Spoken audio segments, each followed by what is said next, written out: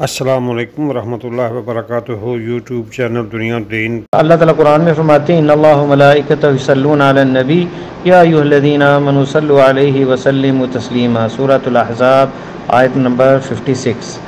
بے شک اللہ تعالیٰ کے فرشتے اور اللہ تعالیٰ جو ہے نبی علیہ السلام پر درود بھیجتے ہیں۔ اللہ کا درود بھیجنا رحمت ہے اور فرشتوں کا دعا ہے، اور اے ایمان والو صلوا علیہ، آپ پر درود بھیجو، وسلموا تسلیما، اور آپ پر سلامتی بھیجو۔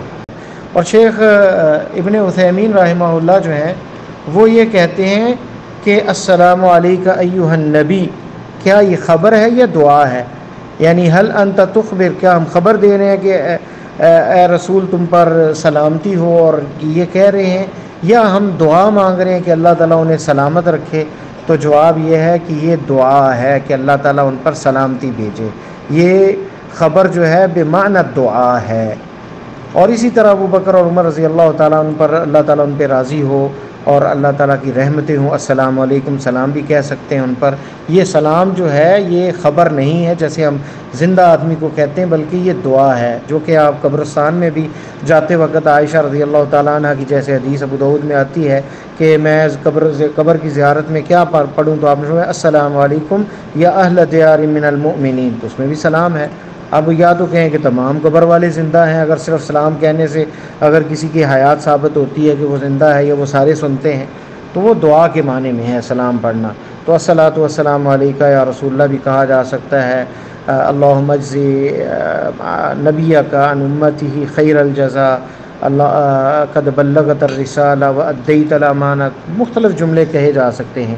اپنے لیے دعا کرنی ہو تو قبلہ رخ ہو کے دعا کرے، اور نبی علیہ السلام کے لیے رفعت درجات کی دعا کرے، سلام کرے، درود پڑھے، درود ابراہیمی پڑھ سکتا ہے۔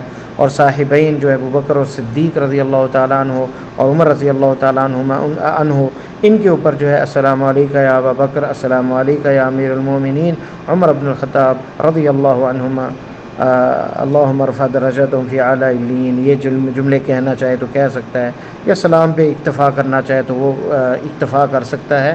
باقی یہ جو میرا سلام پہنچا دینا اندر یہ ثابت نہیں۔ خیر القرون میں بہترین جو صدییں ہیں صحابہ کی، تابعین کی، تبع الاتباع کی، ان میں یہ منقول نہیں ہے کہ کسی کا سلام پہنچاتے تھے۔ اگر کوئی بندے کسی کو کہے کہ میرا سلام پہنچا دے، اسے کہیں کہ میں کون ہوتا ہوں، بھول بھی سکتا ہوں، اور یہ ثابت بھی نہیں ہے طریقہ سنت سے، اور بندہ جہاں مرضی ہو وہیں وہ سلام اور درود پڑھے تو پہنچتا ہے۔ اور صحابہ کرام اس طرح نہیں کہتے تھے کہ کوئی زیارت کے لیے مسجد نبی کے لیے جائے تو میرا بھی سلام کہہ دینا، اور نبی علیہ السلام کی ہدایت بہترین ہے۔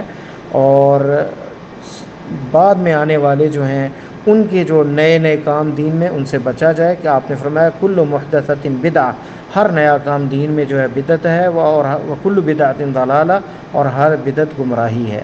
اگر یہ صحابہ کرام کے دور میں اس طرح نہیں تھا تو ہمیں بھی ایسے نہیں کرنا چاہیے کہ میرا سلام پہنچانا، بلکہ جو ہے وہ جہاں بھی بندہ ہے درود پڑھے۔ آپ نے جمعے کے دن کہا کہ کثرت سے مجھ پر جو ہے وہ درود بھیجا کرو۔ واللہ تعالی عالم بالصواب۔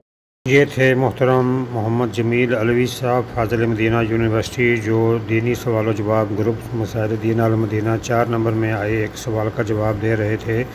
وہ سوال یہ تھا، یہ بھائی کا سوال ہے کہ نبی علیہ السلام پر سلام پڑھنا قبر پر، یا کوئی کہے کہ میرا بھی وہاں سلام پہنچا دینا، تو کیا یہ جائز ہے؟ اور دوسری بات یہ کہ اللہ کے نبی صلی اللہ علیہ وسلم ہمارا سلام سنتے ہیں، اور کیا صیغے ہیں جس کے ذریعے سے آپ پر سلام اور درود پڑھا جائے؟ دنیا و آخرت کی بہتری کے لیے نماز، مصنون اذکار اور قرآن سمجھ کر پڑھیں، نبی کریم صلی اللہ علیہ وآلہ وسلم کی پیاری سنتوں پر عمل کریں، دوسروں کو بھی دعوت دیں۔